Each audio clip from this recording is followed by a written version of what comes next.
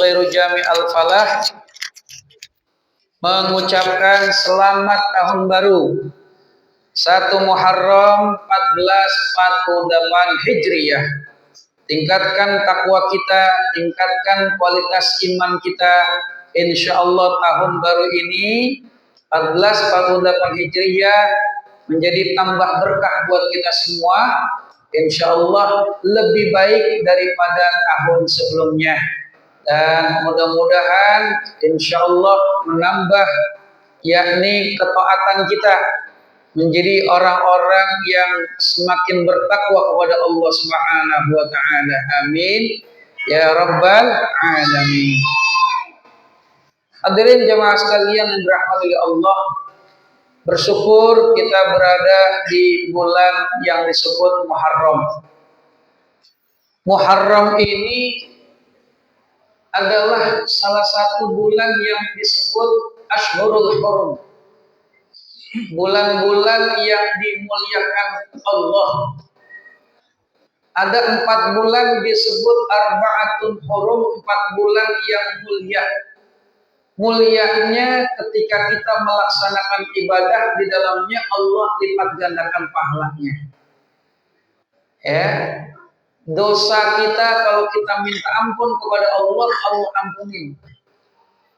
Dan taubat kita kalau kita minta kepada Allah, pasti taubat kita diterima oleh Allah Subhanahu wa taala. Jadi bulan Muharram ini salah satu dari 4 bulan yang disebut bulan mulia, bulan haram, yang tertulis yang tersebut di dalam Al-Quran surah At-Taubah ayat 36. 4 bulan itu yakni bulan Dzulqa'dah, Dzulhijjah, Muharram dan Rajab. Nah, kita berada di bulan Muharram nih.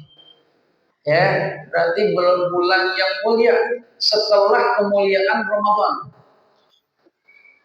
Ya, tapi jangan lupa bulan mulia ini juga Allah mengancam kepada kita yang bermaksiat, yang melakukan dosa, Allah lipat gandakan dosanya. Ya Allah, na'udzubillahi min dzalik. Dan dalam hadis Rasulullah SAW, afdhalus siyam ba'da Ramadan, puasa yang lebih afdal setelah puasa Ramadan, yakni apa?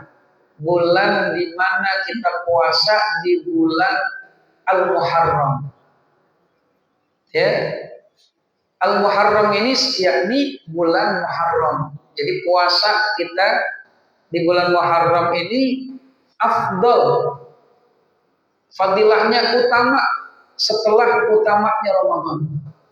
Makanya kita disunnahkan puasa dari tanggal 1 Muharram sampai 10 Muharram. Boleh. Atau kita puasa di hari Tasu'a tanggal 9 Muharram dilanjut 10 Muharram. Ya, kenapa kata Rasulullah kalau kita puasa 10 Muharram doang kita sama aja mengerjakan ibadahnya orang Yahudi. Tapi kalau 2 hari menyelisihi, jadi berbeda dengan orang Yahudi. Jika nggak sanggup kita puasa 9 Muharram, boleh 10 Muharram dilanjut 11 Muharram. Ya. Ya, bulan Muharram ini tahun baru nih. Umat Islam kudu paham. Kadang-kadang tahun baru Masehi giro banget. Ini paham giro?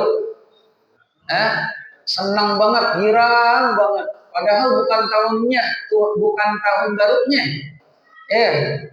Boleh-boleh aja gembira. Tapi jangan lupa, ketika tahun baru Islamnya kudu nambah gembira. Wajar. Pantes. Nah, ini jangan sampai budaya-budaya yang bukan ajaran Islam mengalahkan kebiasaan dalam ajaran Islam kita. Ya. Banyak sedekah, mulai itu di bulan Muharram. Yang kemarin jarang ke masjid, mulai ke masjid di awal tahun kita nyoba untuk berbuat tambah baik. Yang belum ngaji, ngaji. Ya. Di samping itu, yang kebiasaannya gosip, buang tuh gosipnya. Yang biasa ngegibahin orang, kurangin, bahkan kalau bisa tinggalin. Ya, kenapa? Ini awal tahun, nanti terbiasa kalau hal-hal yang demikian kita lakukan, ibadah akan terasa gampang setelah bulan Muharram sampai setahun.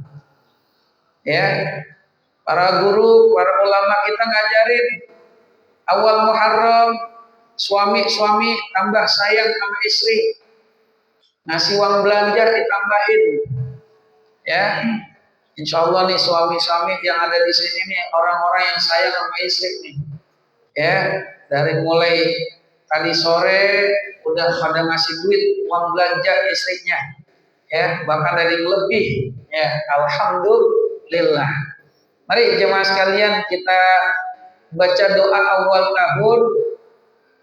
Ini doa, di dalam doa ini kita minta agar kita ini dilindungi oleh Allah.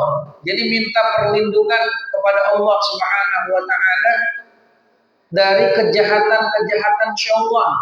Nah, ini syaitan ini musuh banget buat kita. Karena selama setahun ke depan ini setan nggak bakalan lepas dari kita. Makanya kita pengen dilindungi oleh Allah dari kejahatan-kejahatan syaitan. Biar setan itu sibuk dengan urusannya sendiri, jadi nggak bisa sibuk dengan gangguin kita. Nah, tentunya ibadah kita minta kepada Allah agar meningkat pada tahun ini dan taat kita, ya kerajinannya kita, ya kemudian kita nggak gampang berbuat dosa pada tahun ini. Amin ya rabbal alamin. Maka dari itu mudah-mudahan di tahun yang baru ini, mudah-mudahan kita semua diberikan sehat walafiat, panjang umur dalam taat ibadah kepada Allah Subhanahu wa taala. Ala hadhihi niyyah al-Fatihah. A'udzu billahi minasyaitonir rajim. Bismillahirrahmanirrahim. Alhamdulillahi rabbil alamin arrahmanir rahim maliki yaumiddin. Iyyaka na'budu wa iyyaka nasta'in ihdinas siratal mustaqim siratal ladzina an'amta 'alaihim ghairil maghdubi 'alaihim waladdallin. Amin. Ikutin bersama setelah saya baca. Bismillahirrahmanirrahim. Wa sallallahu ala sayyidina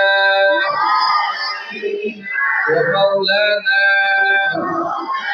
Muhammadin wa ala alihi wa sahbihi wa sallam. Allahumma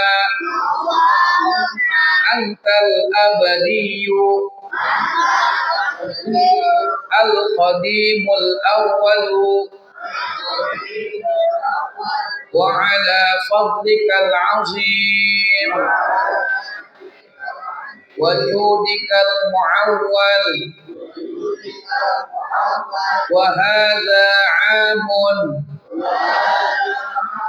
jadidun qad aqbala nas'alukal ismata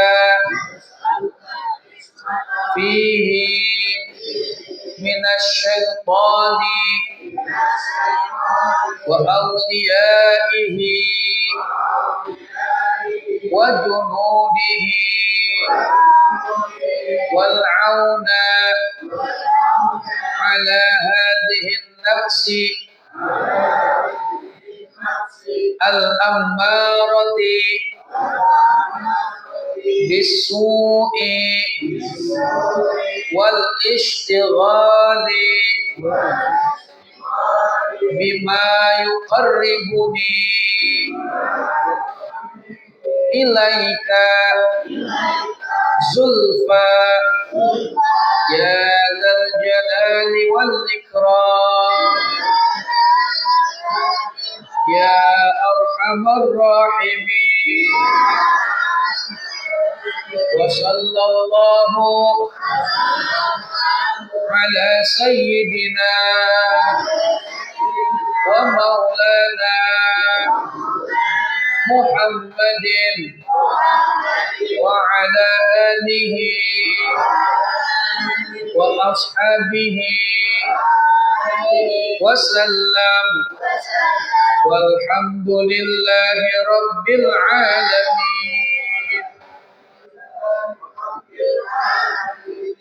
Jemaah sekalian, kita lanjutkan pembacaan Qul Tahlil dan insyaallah dilanjutkan pembacaan kisah Maulid Nabi Muhammad sallallahu alaihi wasallam, yang mana pembacaan Qul Tahlil kita mengingat kepada para orang tua kita, guru-guru kita, keluarga besar kita yang telah meninggal dunia.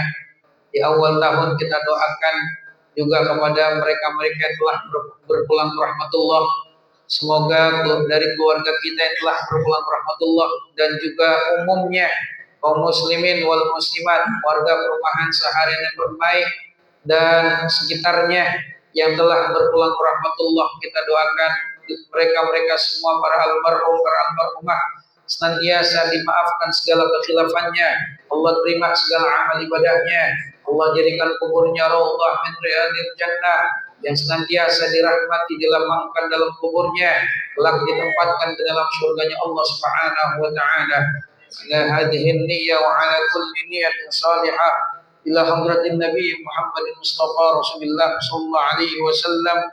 Al-Fatihah.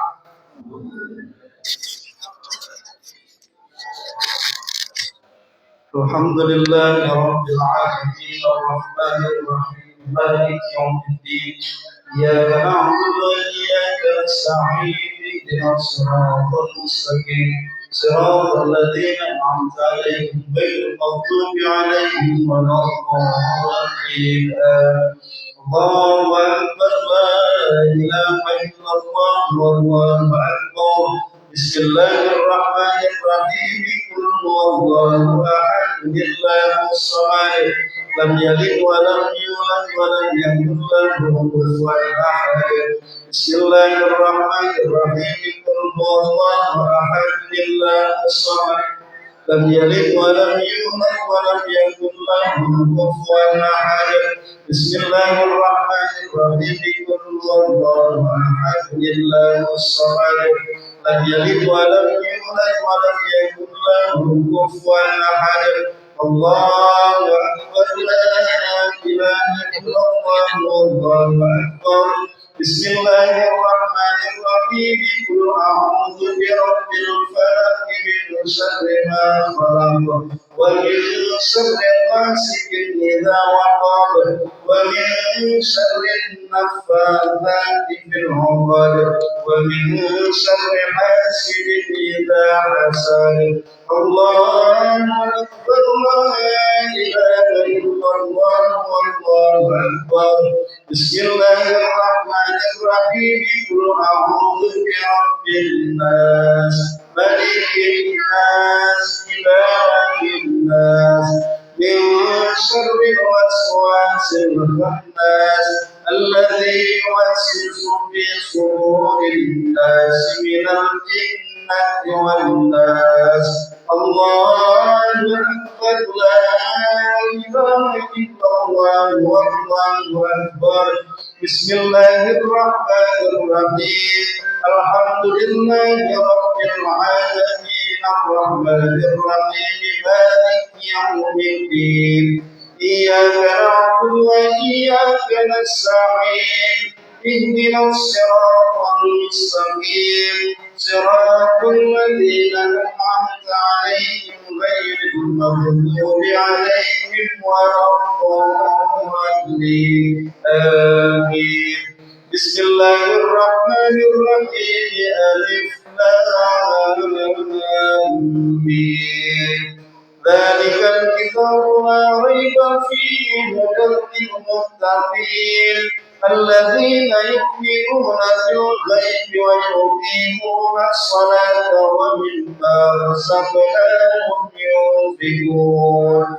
والذين يؤمنون بما أنزل إليك وما أنزل من قبلك وبالآخرة هم يوقنون أولئك على هدى من ربهم وأولئك هم المفلحون وإلهكم إله واحد لا إله إلا هو الرحمن الرحيم الله لا إله إلا هو الحي القيوم لا تأخذه سنة ولا نوم له ما في السماوات وما في الأرض من ذا الذي يشفع عنده إلا بإذنه يعلم ما بين أيديهم وما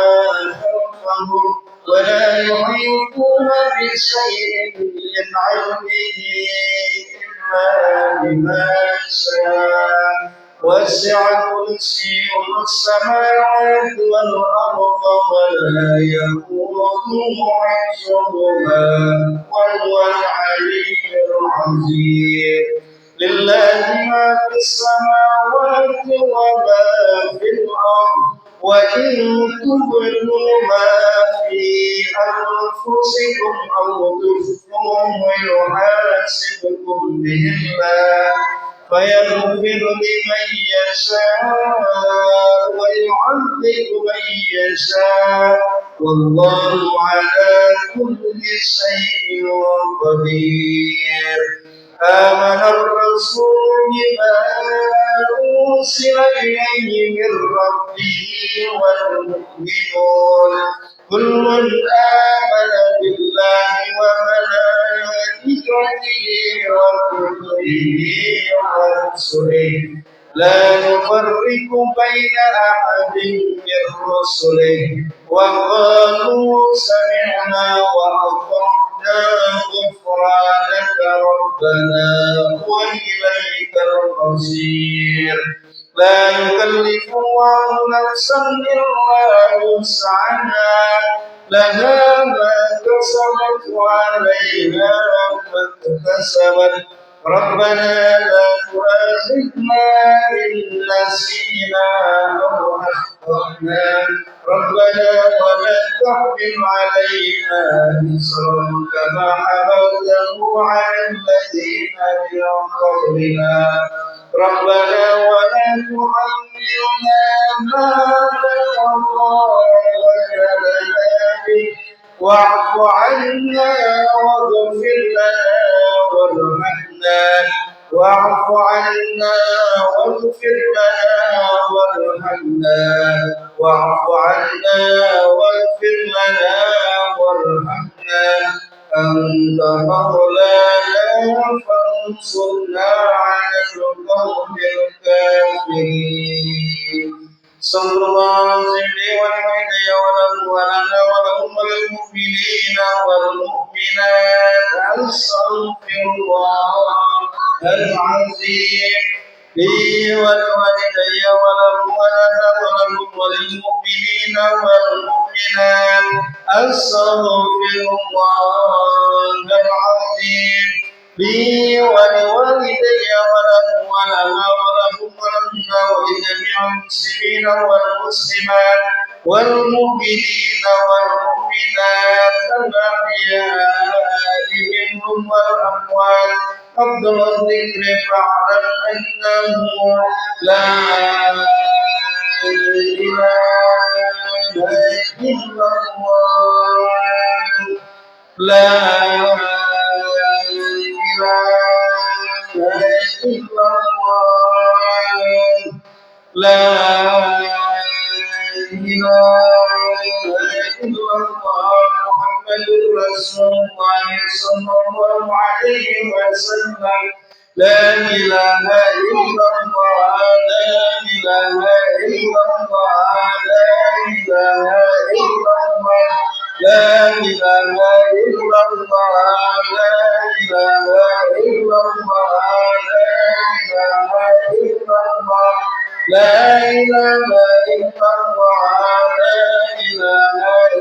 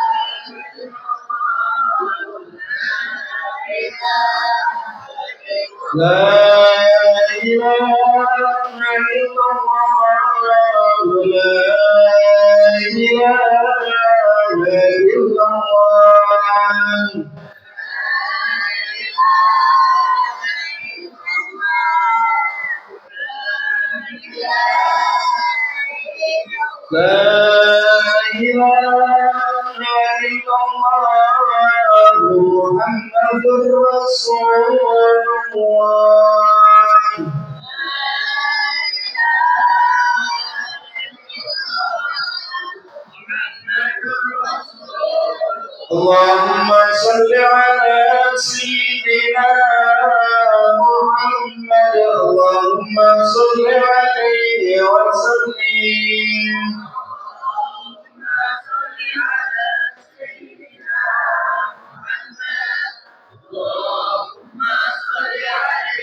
اللهم صل على سيدنا محمد اللهم صل عليه وسلم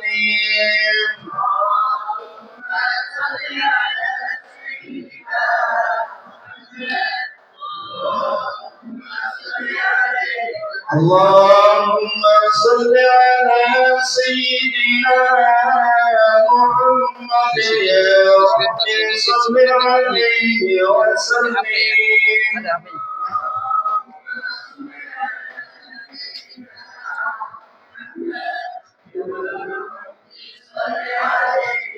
حسبنا الله ونعم الوكيل نعم المولى ونعم النصير حسبنا الله ونعم الوكيل نعم المولى ونعم النصير حسبنا الله ونعم الوكيل نعم المولى ونعم النصير يا الله ويا الله يا الله يا الله يا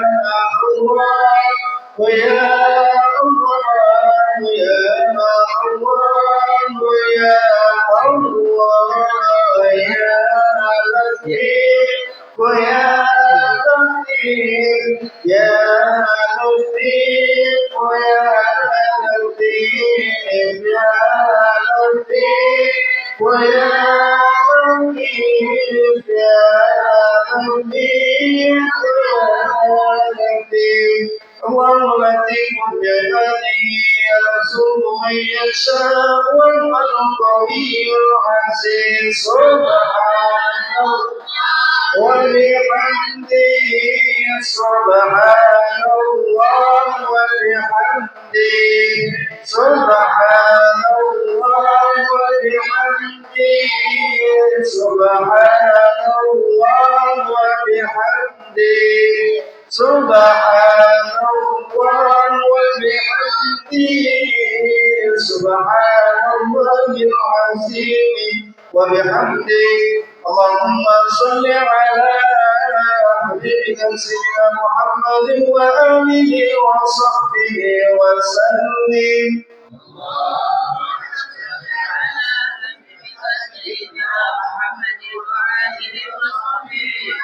اللهم صل على حبيبك سيدنا محمد وآله وصحبه وسلم Allah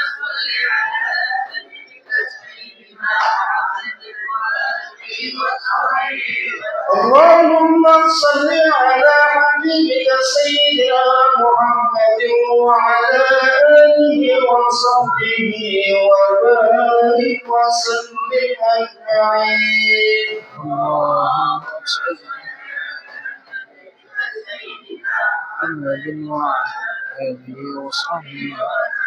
لا إله إلا الله محمد رسول الله صلى الله عليه وسلم كلمة حق عليها نحيا وعليها نموت وعليها وبها نبعث إن شاء الله تعالى كنتم من الآمنين السامرين برحمة الله وكرامه.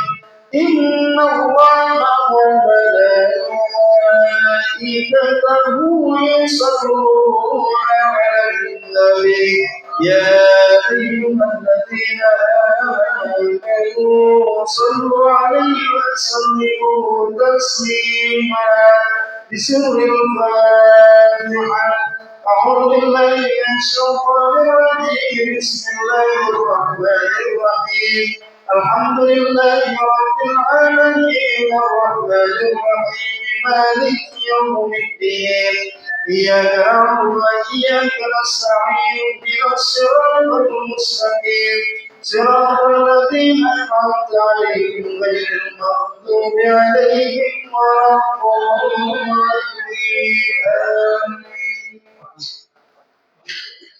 صبر الله العظيم صبر الله العظيم لن ينكرم أن تنكرم اللهم صل وسلم في الأولين والآخرين وسلم ورد الله تبارك وتعالى أصحاب ساداتنا ورسول الله أجمعين.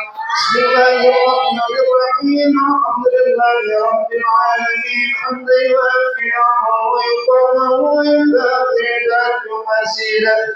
يا ربنا الحمد لك ولك الشكر ولك الرضا كما ينبغي لجلال وجهك الكريم والعظيم سلطانك. اللهم صل وسلم على سيدنا محمد وعلى ال سيدنا محمد. اللهم اجعل مسلما وتقبل توبه ما قرأناه من القرآن العظيم وما بلغناه من لا اله الا الله وما صدقنا سبحان الله وبحمده وما صلينا مع نبيك محمد صلى الله عليه وسلم في هذا المجلس هدية منا واصلة ورحمة من موائد فضلك نازلة وبركة شاملة لحضرة سيدنا ونبينا وحبيبنا وشفيعنا مولانا محمد صلى الله عليه وسلم ثم إلى روح آبائنا وأمهاتنا ولجدنا ولجدتنا وقرابتنا وشيخنا والأستاذنا وأستاذنا ولمن سلمنا وسلم إليه خصوصا المرحومين المرحومات المذكورين المذكورات من صرف مسجد غير جامع القلب ولجميع المسلمين والمسلمات والمؤمنين والمؤمنات. اللهم اغفر لهم وارحمهم وعافهم واعف عنهم واجعل الجنة مثواهم واعذهم من عذاب القبر وفتنته. اللهم اعتق رقابنا ورقابهم من النار. اللهم انزل الرحمة والنعمة والشفاعة علينا وعليهم وعلى جميع أهل القبور من المسلمين والمسلمات والمؤمنين والمؤمنات ارفع لهم درجات وضاعف لهم حسنا وكفر لهم السيئات وادخلهم الجنة مع الآباء والأولياء والأمهات. يا أيها النفس المطمئنة ارجعي إلى ربك راضية مرضية وادخلي في عبادي وادخلي جنتي. اللهم اغفر لنا ذنوبنا ولوالدينا وارحمنا وارحمهم كما ربونا صغارا. اللهم قوم امورنا يا الله في طاعة الله وطاعة الرسول وصحح لساننا ونور قلوبنا وثبت ايماننا واحسن اعمالنا ووسع رزقنا والى الخير قربنا وعن الشر اغفرنا واقضي حوائجنا في الدين والدنيا والاخره انك على كل شيء قدير. اللهم اعنا على ذكرك وشكرك وحسن عبادتك. اللهم يا ميسر يسر ويا مغفر غفر ويا مصلي وصلي وسلم عليك الواسع بجاه المسير النذر ربنا هب لنا من ازواجنا وذرياتنا قرة اعين واجعلنا للمتقين اماما ربنا تقبل منا صلاتنا وصيامنا وقيامنا وركوعنا وسجودنا وتضرعنا وتخصعنا وتعقلنا وتمن تنصرنا برحمتك يا ارحم الراحمين ربنا اتنا في الدنيا حسنه وفي الاخره حسنه وقنا عذاب النار بفضل سبحانك اللهم وتحييكم فيها سلام واخر لهم الحمد لله رب العالمين.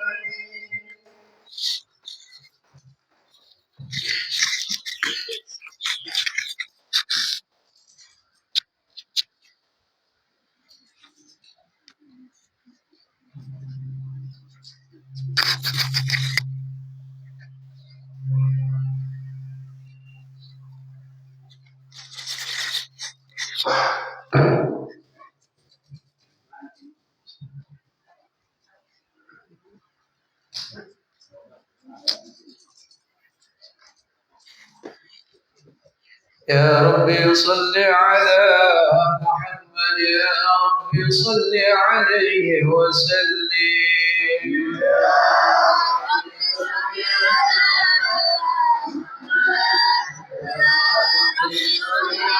يا ربي صل على محمد يا ربي بلغه الوسيلة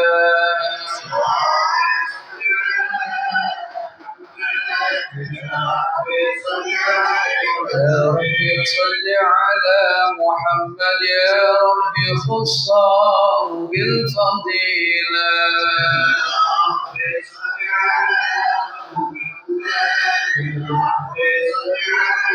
يا ربي صل على محمد يا ربي وارض عن الصحابة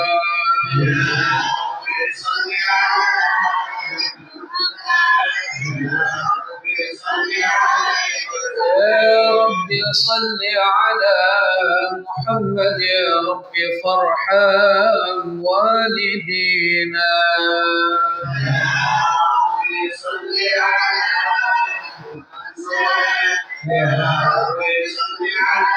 يا ربي صل على محمد يا ربي وارحمنا جميعا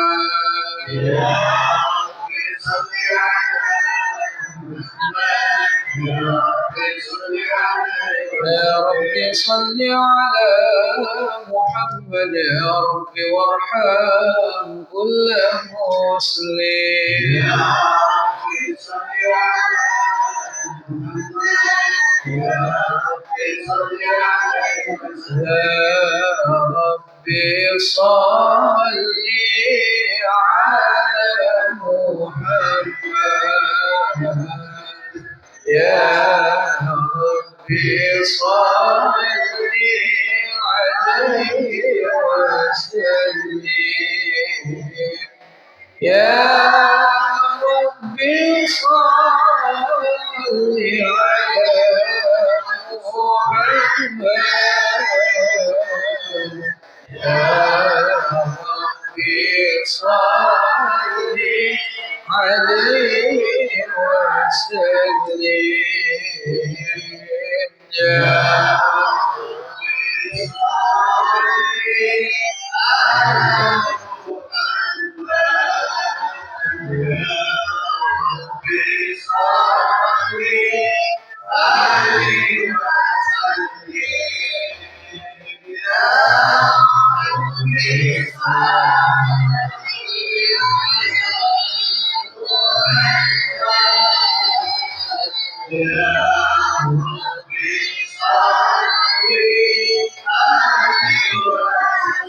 السلام عليك أصفى الأصفياء السلام عليك أزكى الأزكياء السلام عليك أحمد يا حبيبي السلام عليك طه يا طبيبي السلام عليك زين الأنبياء السلام عليك السلام عليك السلام عليك ذلك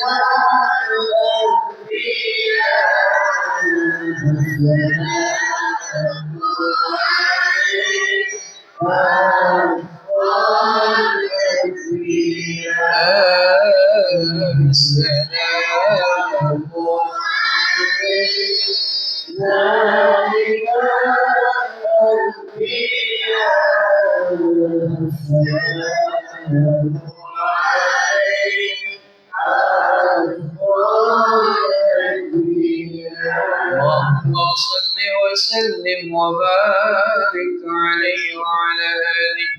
أعوذ بالله من الشيطان الرجيم. بسم الله الرحمن الرحيم.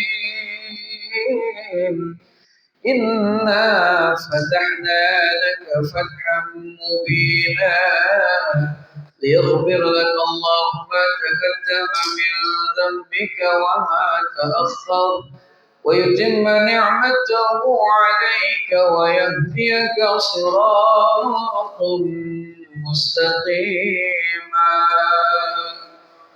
وينصرك الله نصرا عزيزا. لقد جاءكم رسول من أنفسكم عزيز عليه ما عنتم حريص عليكم بالمؤمنين رؤوف رحيم. فإن تولوا فقل حسبي الله لا إله إلا هو عليه توكلت وهو رب العرش العظيم. إن الله وملائكته يصلون على النبي يا أيها الذين آمنوا صلوا عليه وسلموا تسليما. اللهم صل وسلم وبارك عليه وعلى آله. اللهم صل وسلم وبارك عليه وعلى آله. بسم الله الرحمن الرحيم.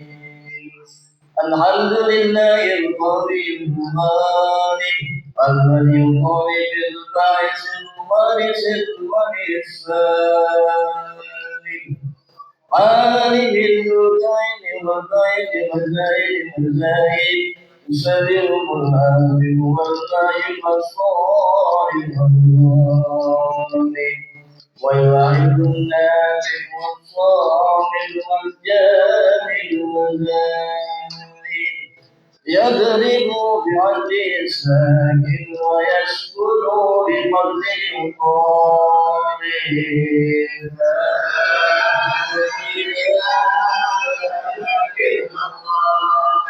أكيد الأنظار قد إليك كبير العجائب في ترتيبها ذي القائل. خلق الخلق وعلما وعدلا ورزقا ونحوا جدا وسهرا بلدن مختلف متراكب مما ينبغي يخرج من بين صلب والترائب.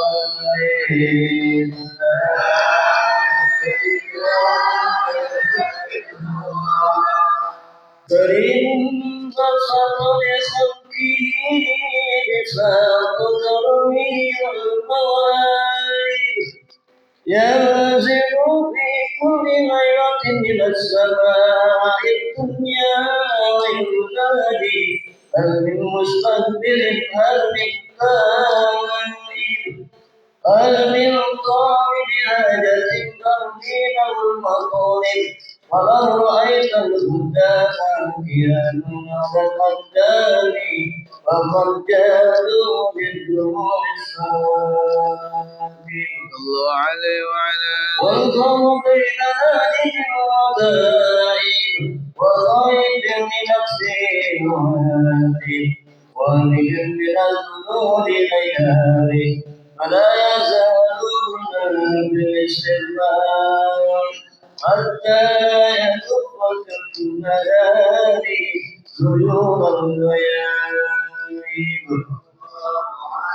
ويعودون قد فازوا بالمطلوب وأدركوا إلى المحبوب ولم ينالوا من القول وهو قائل لا إله إلا الله فسبحانه وتعالى من ملك أوجد نور نبيه محمد صلى الله عليه وسلم من نوره قبل أن يخلق آدم من الليل النازل وعرض بصره على الأشياء وقال هذا سيد الأنبياء وأمر الأصفياء وأكرم العجائب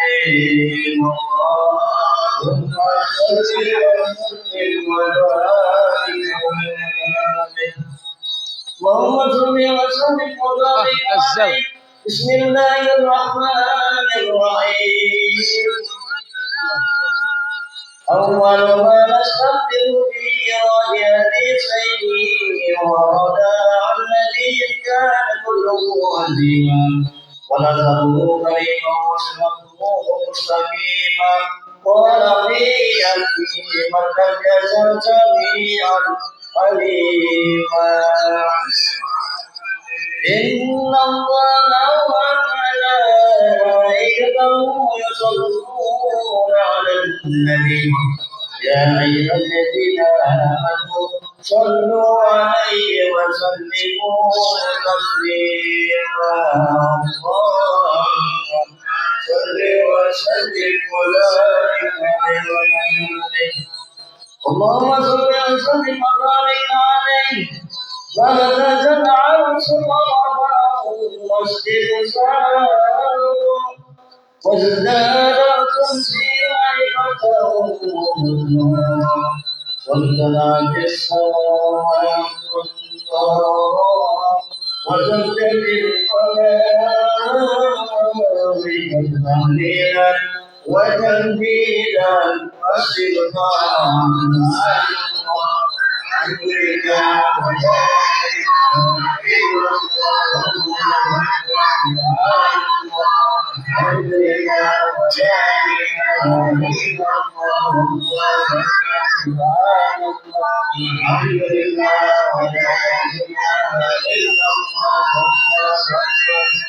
ولن تكلموا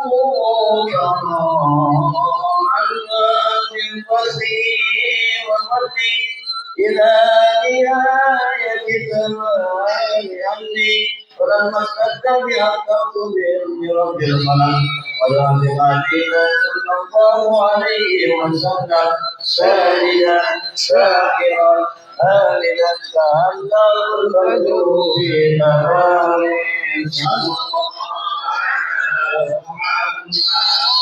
الله عليه وسلم صلى الله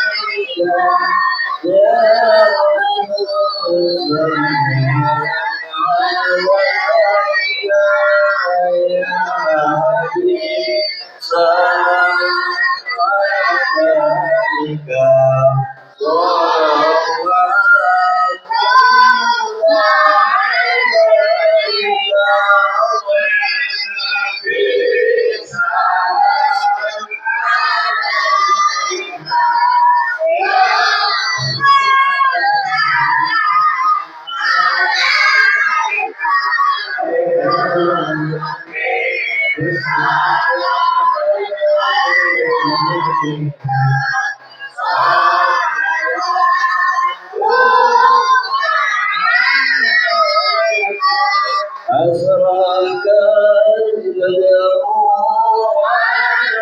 علينا وأسرى من الله من فرحنا رأينا قريا ويسوع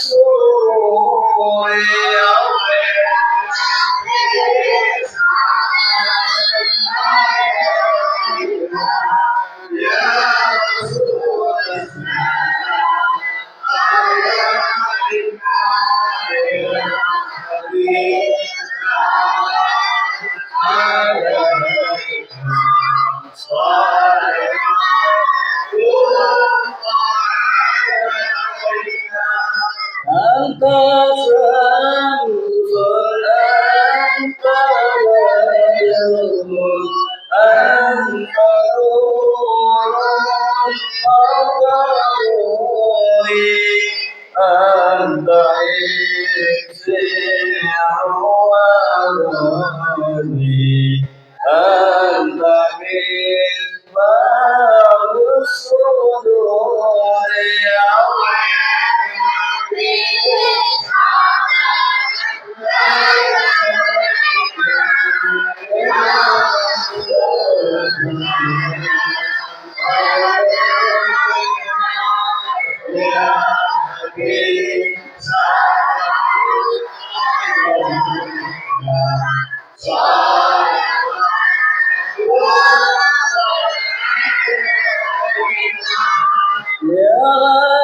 حبيبي يا محمد يا عروس صافي الخير يا مؤيد ممجد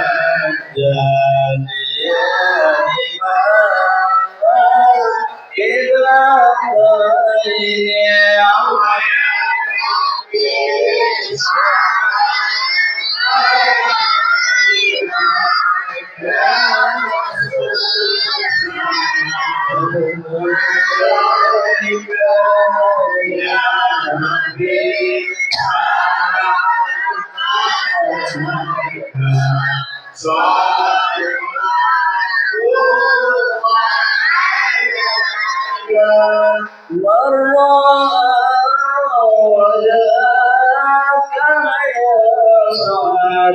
يا كريم الوالدين قولك الصافي المبارك وردنا يوم النشور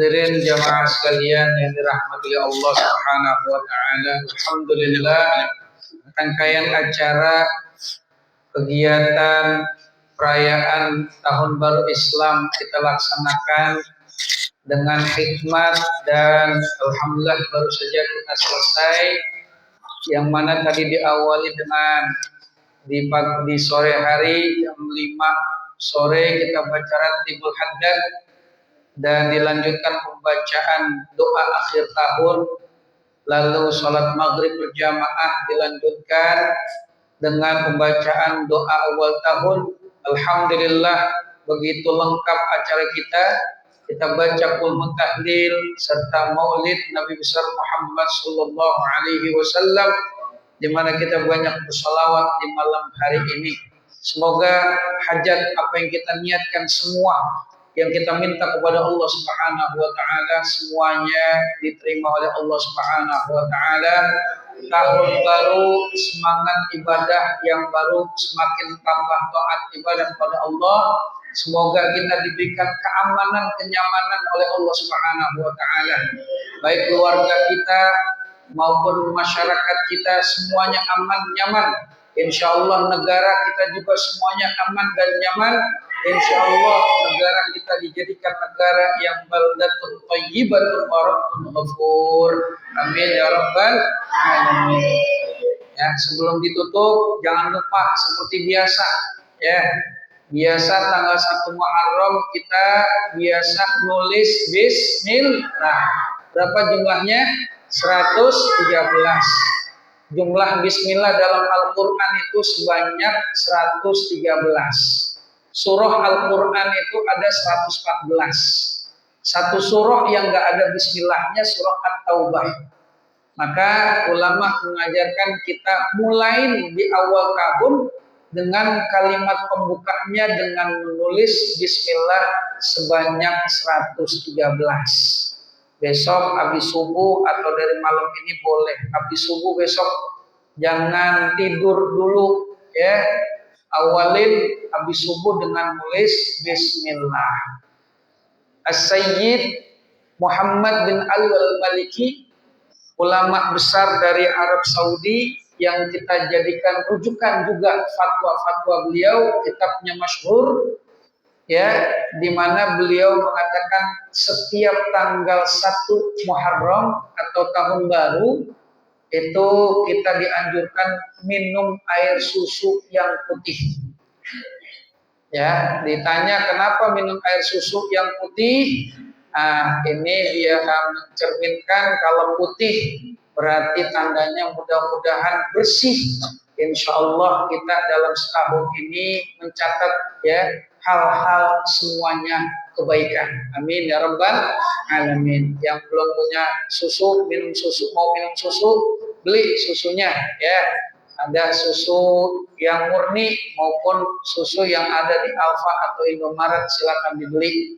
Ya, itu ajaran dari ulama kita. Mau ngerjain boleh, enggak dikerjain juga enggak apa-apa. Terima kasih dari saya. Mohon maaf apabila ada kata yang kurang berkenan. Adanallahu wa iyyakum ajma'in. Wassalamualaikum warahmatullahi wabarakatuh. Udah batal kan wudunya?